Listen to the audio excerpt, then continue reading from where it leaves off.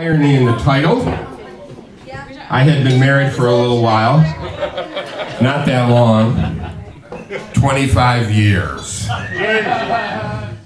But we're good friends now. We are. Don't laugh, fucker. We are good friends and great parents to a great kid. I'm not saying I understand it. I got a joke. And I think this will sum up the relationship. And I don't want anybody here. They did a fucking good job with this, didn't they? Didn't they? I know. When you're walking around here, do you feel confident that the ceiling's not going to cave in on you? Because if you do, that's because they put this thing here. That's solid.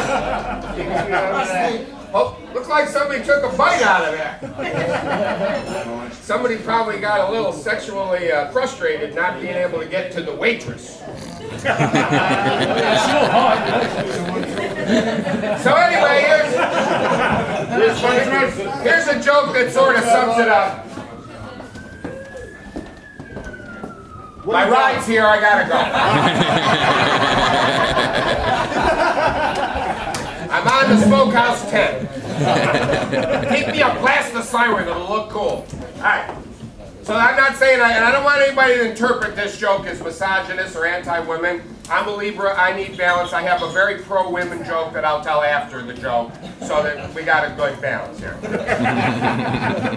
So a guy wins the $1 million lottery, and he immediately gives the entire amount away to charity.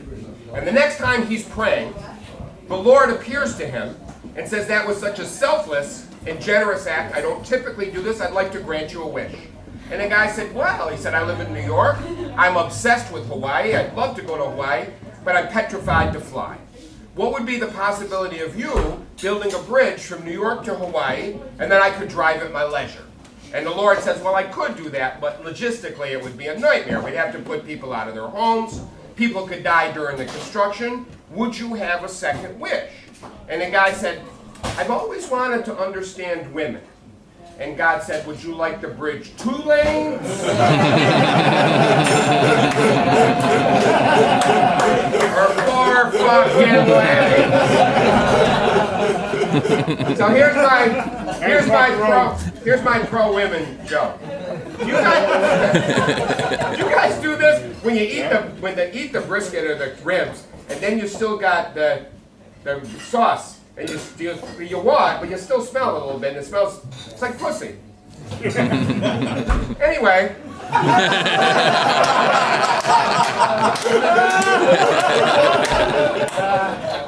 Smell of pussy joke doesn't go over in Smokehouse number 9.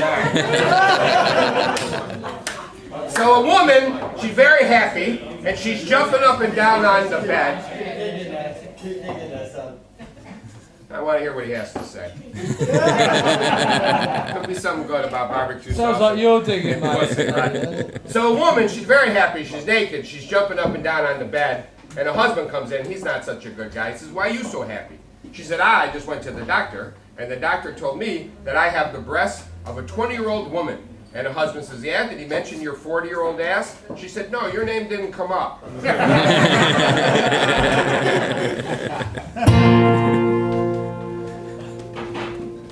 Well, I'm broker than broke, and it's all up in smoke. I got 0.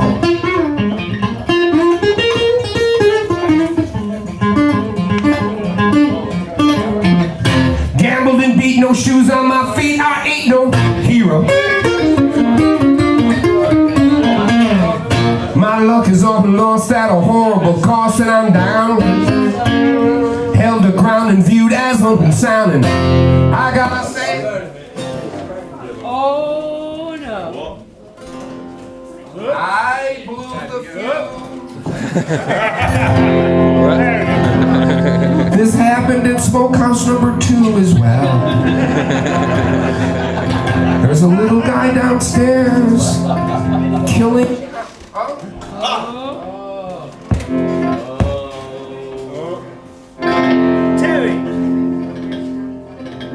The guy downstairs on the bike, keeping the generator going. motherfucker's gotta pedal faster. Give him another rib.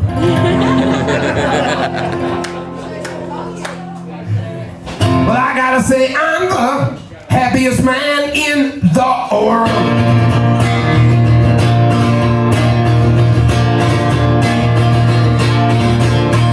When you ain't got nothing, they ain't got nothing they can take away.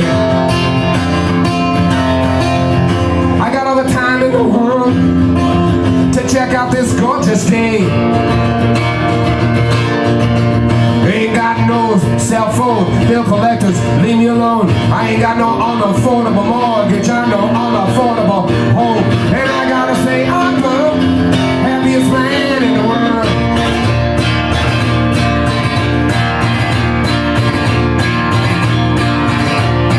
Well, look at my friends. They're all like, Jules, I'm rich. Some people get power. They act like fools, I never switch. Sitting on a park bench loving the sun. I ain't got a nickel, but it sure is fun. And I gotta say, I'm the happiest man in the world.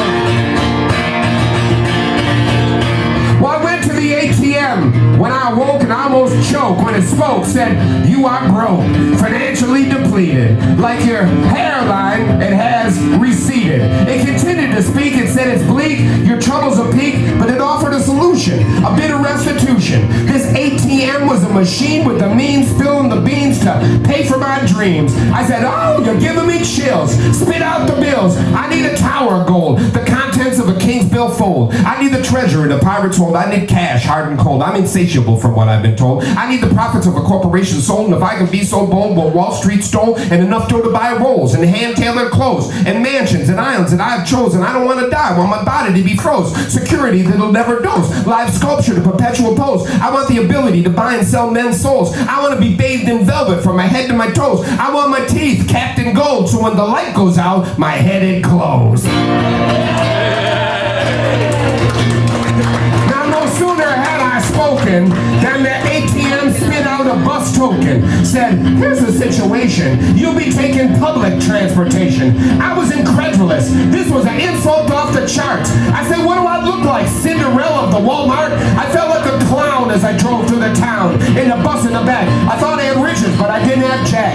I in the street, trying to comprehend my defeat. And who did I spot with my little eye but Sheena, with a new life complete? See, she had done time for a serious crime, but after incarceration, she'd given her life a new interpretation by ringing the bell for the salvation of souls. And when they hear the bell toll, they know they're on receipt of a place to eat and a place to warm their feet. And I said, look at my friend Sheena. Ain't she an angel, righteously sweet? Her life could have been for naught. Her resurrection was hard fought. Here comes Bobby. He's off the pipe. He should have been dead, we all thought. He was up to his neck. He was a wreck, but he kept it in check with a sense of humor. He had us laughing at his antics, even through a tumor. And I hope he hangs on to his health, because roaring at his glorious stories adds to my wealth. And there's Jennifer. She's working, clerking, but she's also on the pole, got the young boys jerking. That's no judgment berserking. Homelessness was lurking. She's got a special needs child, so she does it all with a smile, bordering on smirking.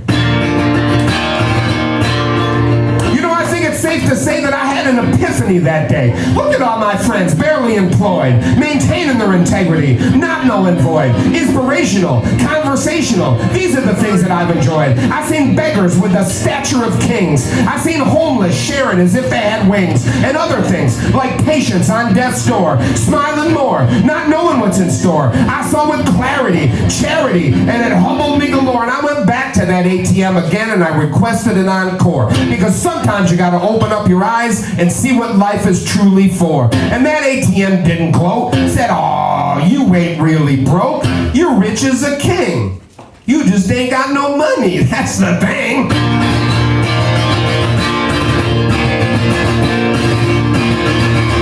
Wow, the law. Shit, you got the law.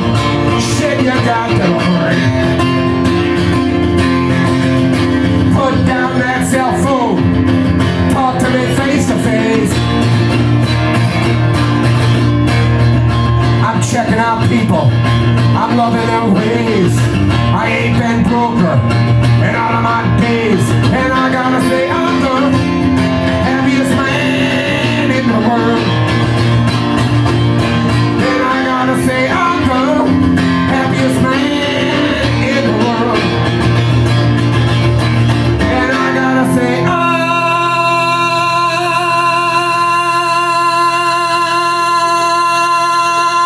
I'm the happiest man in the world.